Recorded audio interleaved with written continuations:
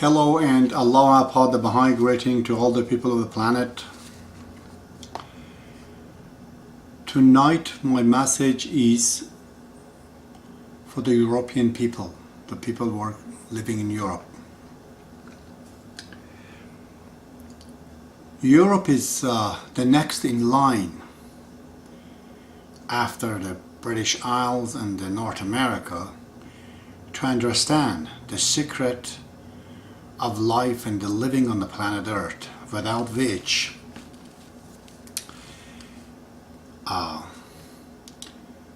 we will get simply annihilated.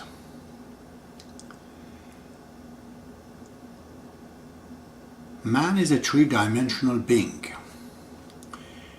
We do have economical needs, we do have social needs, but we also have spiritual needs. Lack of the spiritual progress and finding answer to the meaning life, to why we are in this planet, why are we living, what's the final consequence? These are the questions of a lot of people right now. It is becoming an epidemic in the Western culture. If these answers are not found, the society will be lopsided, as it has been, progressively going towards the so-called material civilization, setting up a new economy, a new social justice, which are all well and good. But by the same token, this has taken the Europe away from the dimension of the spirituality. Because every day we can see how Christianity as a religion doesn't work. Every day we see it. That this belongs to the society of Rome and society of the past, where the relationships were different.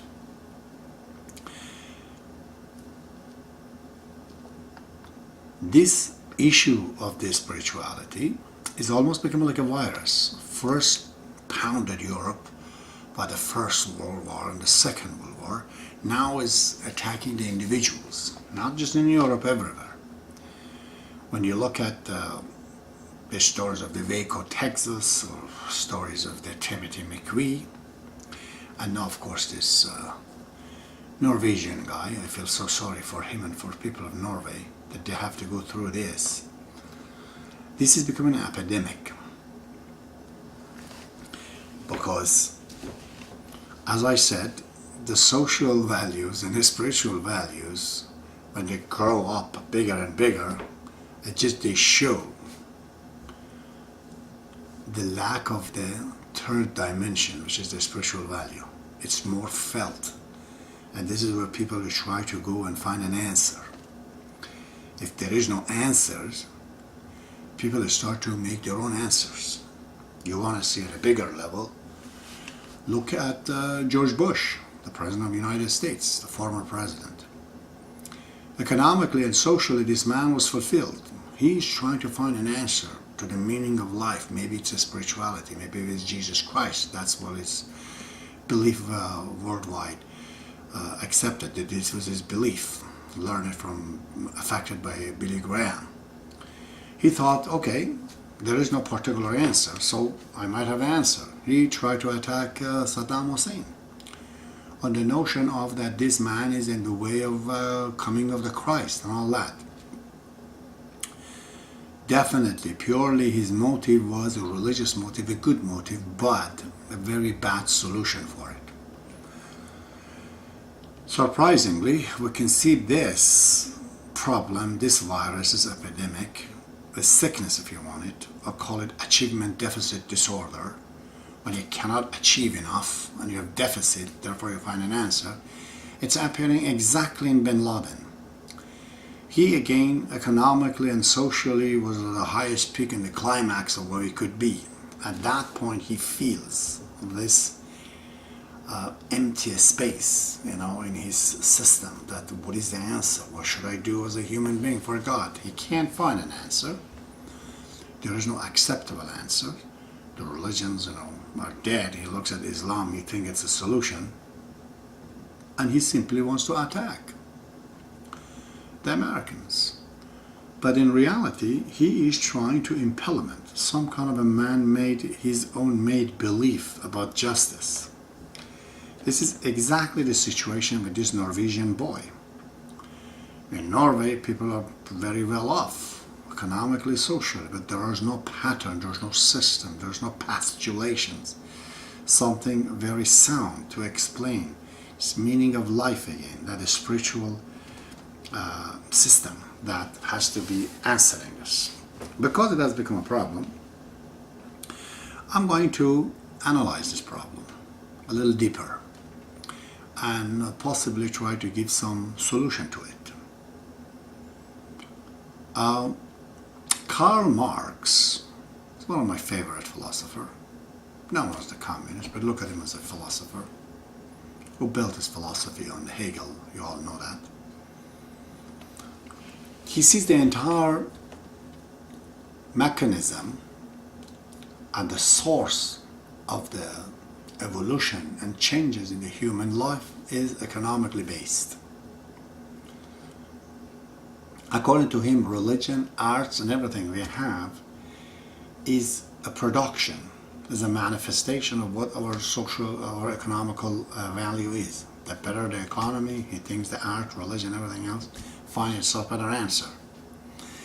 We all know this gentleman, this philosopher was right partially when he talks about economy.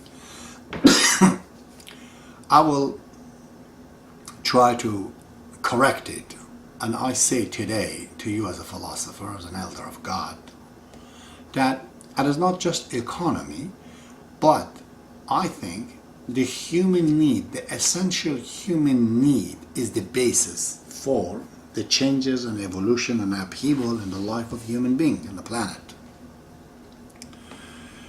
So, when you're considering a country such as Dubai, Kuwait, Saudi Arabia, where social justice is not there, where people do not have a right, when women are not equally, oriented in the society, so the basis for that kind of a revolution in there is not that people don't have money or healthcare or anything. They're very well off, better than European.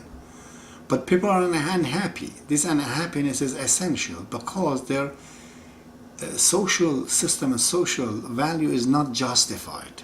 The equilibrium is not there. So that is the cause of revolution, as it has been in many countries.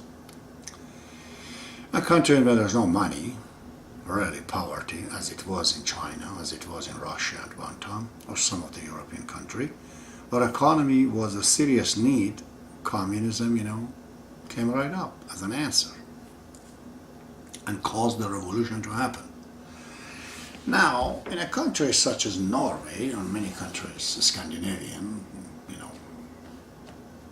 England, France, Italy, where people have kind of solved their economical value. They know what it is. People in Holland, they know this is the money they make. It's not going to go more than that. That's pretty much, that's the climax of what they can do. Socially, they've established laws that, give them all the social justice, and they know based on democracy, this is what they get. Now when they come home, not all of them, but many of them, especially at the younger levels or philosophical mind, they just find the whole thing hopeless because there is no motive. There's no meaning in what they do. They feel the life, they come right to the wall and there's a big block and there's no answer to it. And at some times ago, they would have an answer because everything was in proportion. Economical, social, and spiritual values are all in proportion, then Christianity was an answer. But we learned to grow. We learned to grow economically and socially. During the Renaissance, Europe started to go up. As we go up and we go up, there was no religious progress which acts like a washer, like a grease, to make this engine of the economy and social values to work. I wasn't there. Christianity was simply could not, come and compete and be a compatible system for this newly found economical progress and social values. So it basically became, just died out. became extinct. So people started to clash. This is the real reason for the First World War and the Second World War. Because progress was too fast, socially, as I said, and economically. But there was not enough the spiritual values in between, like a washer to act. So it created this upheaval. Now, of course, people, they know socially what these things are bringing about. I can see there are two groups of Europe. The countries like Russia and the the Eastern Bloc, they just came out of communism. They have a motive and a meaning for life because their economy is not so great, personal wealth is not attained, and people socially still are struggling to create that equality. So they have something to do. So for them it's meaningless that why the guy is depressed and upset and whatnot. But on the other side of the Europe, like in Norway or Sweden, Finland, where people have progressed to the point that they know this is the end of their economy and this is the end of their social, then they become boredom. How do I take pleasure right now? How many times can I have sex in a day? How many times can I eat? How many movies can I watch? I'm just simply bored. So at this point, when this dimension dies, mankind, such as this fellow, the Norwegian boy, innocent totally if you're asking me, he's trying to find solutions. But there's no pattern, there are no suggestions as what to do. He goes back, just actually with people of 100,000 years ago. It's just like those old people, they think, okay, we have to sacrifice the life of people in order to achieve a spirituality, like Aztecs, maybe like Mayans, like a lot of Africans at one point. That in their religion they would sacrifice the life of the people for the sake of a spirituality. It seems we have lost our connection to the spiritual progress of the past, okay? So if I have to start this game, I have to go back, just like a Nintendo game, from the beginning again. And what do we come up with? Idea? What is the spirituality? To destroy. To destroy what we think is wrong. To destroy what we think is useless. What is not fulfilling. So this is a serious issue. It's an epidemic. It's just going to go more and more and more and more. In the course of revolution, we have to see this. How is this happening? Karl Marx says that if economy and the relations are not working with the workers, the rule will have to change. Revolution happens. It's the same thing in the matter of spirituality.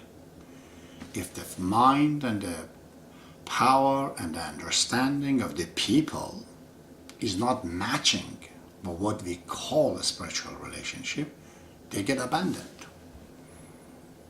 This happened in the system of the evolution of mankind when mythologies of Greek mythology, of the Nordic mythology, Celtic mythology, Babylonian, Egyptian, Syrians, they were not compatible to the progress of the people. In these mythologies, for example, always gods marries their daughters or sisters, they kill each other, there's a war in between. So as people grow up, themselves, instinctively they felt that they can marry their sister, they can marry, their mother. Therefore, these ideologies, which we call a mythology, were abandoned because it was not useful. But the mythology of the Hebrew continued to exist because it was coinciding with the people's need. Same thing happened in the Romans. Romans had a serious mythology, but when Christ comes and brings his ideology and his wars, people, they just felt that those gods of Jupiter and this and that is not responding